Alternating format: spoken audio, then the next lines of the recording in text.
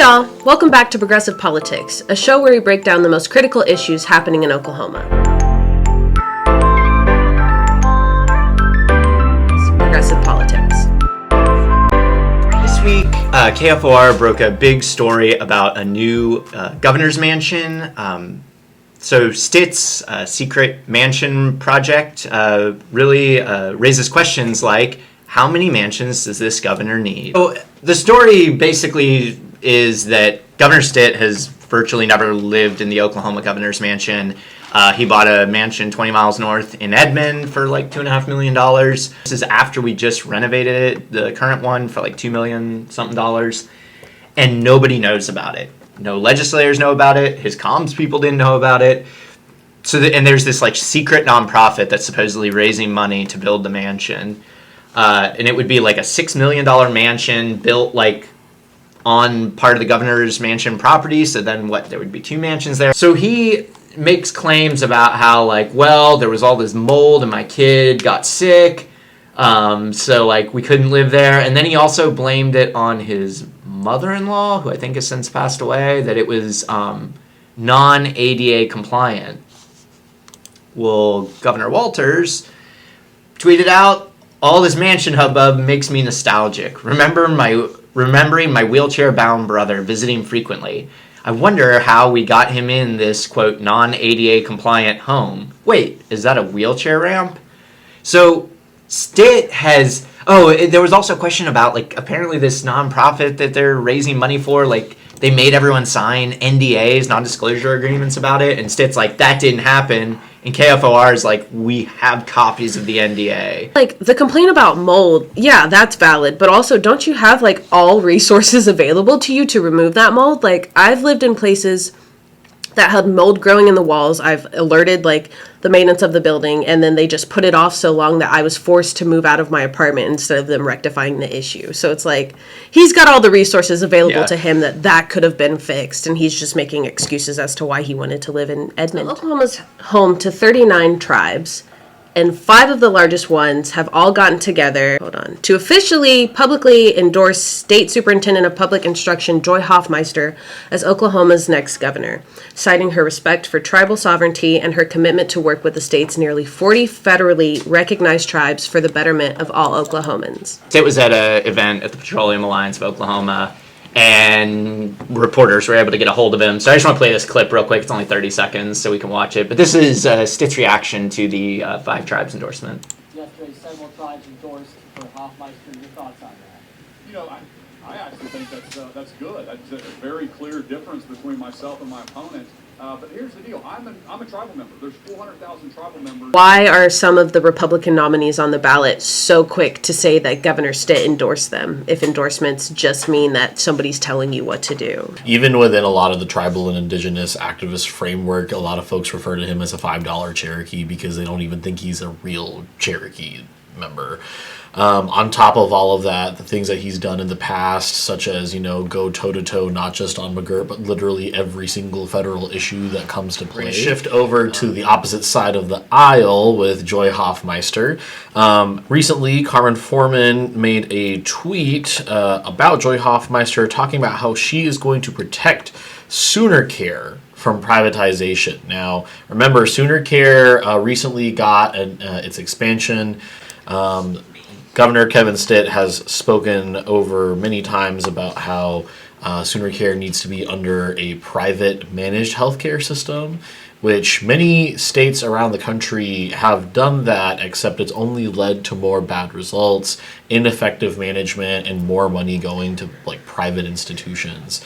We're one of the only states in the nation that actually has a pretty well-functioning, obviously could be better, healthcare system that is ran by the state.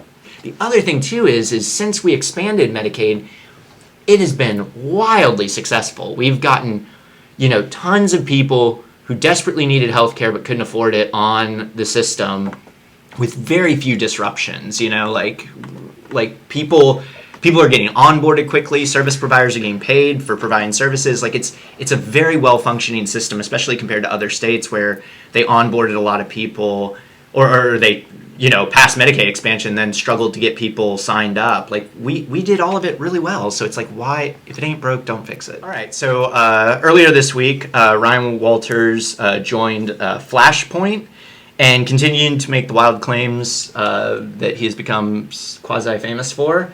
So in a tweet here from Nate Morris, Ryan Walters wants you to believe he's a champion for public schools. But here he is on Flashpoint just last week admitting that even federal funds for free school lunch and Head Start could be on the chopping block if he's elected.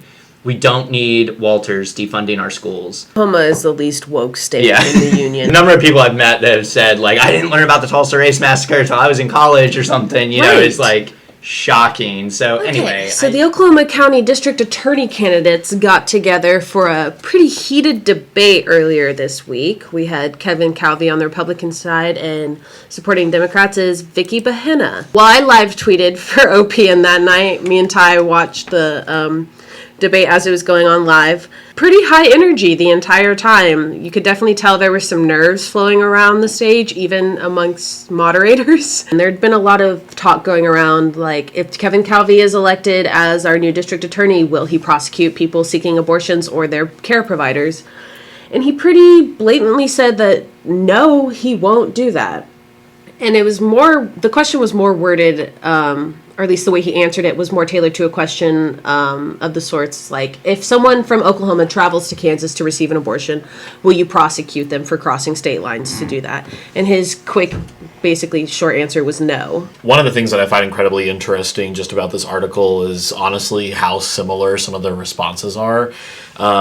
It's just, who are they messaging to and what does it look like? So when you talk about abortion, specifically, the question was very much so framed around the way if somebody got an abortion from out of state, what would you do? Would you prosecute? Would you not prosecute? And, of course, Calvi does talk about the fact that, like, oh, no, if it happens in another state, it's not on me. And, because from a legal standpoint, anything that you do in another state that is considered legal that you try and prosecute whenever they come back here, like, it just becomes like a cluster, to be very frank and honest with you. Like, if I go smoke weed in the state of Oklahoma but decide I should go up in Kansas, does a Kansas municipality have the right to prosecute me? No. Back when Calvi was campaigning in the primary, like, this guy went like off the frickin' deep end all the time. Yeah. All he was doing was just messaging over directly to cops, and also just like, what was the most far-right language that you could possibly come out with? And now that it's a general election, it's like he's trying to compete for some of our folks right now as well. He also, at the debate, talked about Julius Jones, and while he supported, clemency, he didn't support the notion of him ever getting out of jail again. He said that he believes that he shouldn't be on death row, but he also doesn't believe that he should be out in society once again. So it's a little bit mixed messaging. We know where he stands, but we know what he's trying to do in order to gain as many votes as he can. Do not trust what he has to say. He will and absolutely do anything and everything to say what he needs in order to win.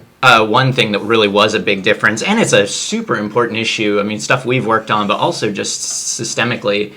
So Behenna also, according to NonDoc, critiqued Calvi's insistence that he would not prosecute police currently under indictment in the shooting death of Stavian Rodriguez.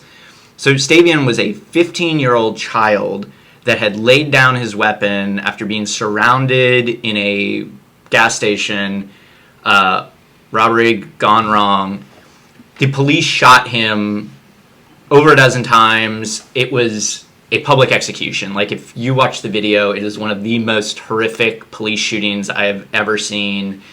The cops were all screaming different instructions. All that to say, there absolutely is a case there, and Prater was pressing forward with charging the cops. Well, Calvi's come out pandering to law enforcement, saying, I'm not going to prosecute any police for this, hard job, whatever, they can't possibly be held accountable. At a point in time where Vicky had the chance to, have a win, she used that as an example. Like, Calvi's not going to look at the full evidence of a case. He's going to pick and choose what he wants to focus on and let that be his deciding factors. Nobody in their right mind who has ever prosecuted a case would look at a video on TV and decide that those charges were not proper. That's what makes him so dangerous as a district attorney. There is all sorts of evidence involved in this case. I don't know what it is, I've not seen it, but I understand body cam footage taken from different views might substantiate that it was an unreasonable use of force.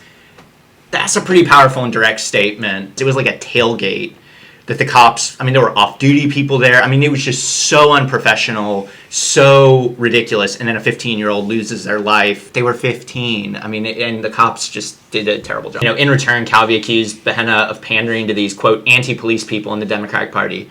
I just want to push back on that because in 2018, the ACLU did statewide polling around DA races, just asking what your top priority should be. The top thing that this was a statewide poll to the public, just what do you think about this issue? Not leading them, not anything. They asked, what do you think DA should focus on? And holding police accountable was the number one issue statewide. Like, it was like an 80-20 or 70-30 issue. So Calvi is completely on the wrong side of this issue. Like, nobody wants an unaccountable police force. If they messed up, if they did something wrong, the DA needs to like hold them accountable. So I think Calvi, I mean, I think Vicky's answer was excellent, you know, very by the book, but I think Calvi's just way out over his skis on this issue. Donald J. Trump is getting subpoenaed by the January 6th committee, and this happened yesterday, 0 to 9 votes, meaning everybody is in support of this. After several months of gathering information, the committee seems to stand firm in its belief that the deadly day at the Capitol is worse than we initially believed. Will the public accept whatever the committee decides? What do y'all think? It's the final hearing before the midterm elections, and so the big thing they came out with was the sources familiar with the committee's plans told NBC News they are going to try to subpoena Donald Trump, get him to come in and talk about it. There was also some videos that were released, like a 7-minute video of like Schumer and Pelosi and kind of what they were doing that day. I don't really get how we are still sort of having this conversation 2 years later. I mean, in many ways, I feel like the Democrats have like way drawn this out. If this had been like Black Lives Matter protesters, like they'd have shot all of them, right? I mean, like the lack of accountability for anyone involved in this. I mean, these people stormed the United States Capitol, broke out windows, attacked police officers. You know, there's clips of like Nancy Pelosi saying they were like pooping on the House floor. I mean, just like insane stuff. And it's like, you know, 18 months in prison, you know, some of the worst ones might have gotten 2 or 3 years. Like, and it's just taken forever. It feels like a fairly small percentage of Trump supporters that have sort of drifted away from him post January 6th. As for the other side, Democrats and liberals and everyone who doesn't align with Trump's ideals, I don't think anything's going to change among them. Democrats did not storm the United States Capitol. We didn't try to threaten to kill the vice president, or, you know, we didn't do anything crazy when Hillary Clinton lost, even though it was very shocking at the time, if you don't remember 2016. You know, fast forward, you know, 4 years, and, you know, Donald Trump loses by almost the exact same margin, and his supporters like lose their minds. Like, I do think that it did pull some support. I mean, I generally don't believe in persuasion voters that much. Like, I think people are pretty made up on where they stand on things, but I think this actually was the bridge too far. Like always, we appreciate you subscribing and giving us a like and a share. Feel free to leave a comment below. We'd love to hear your thoughts. See you in November.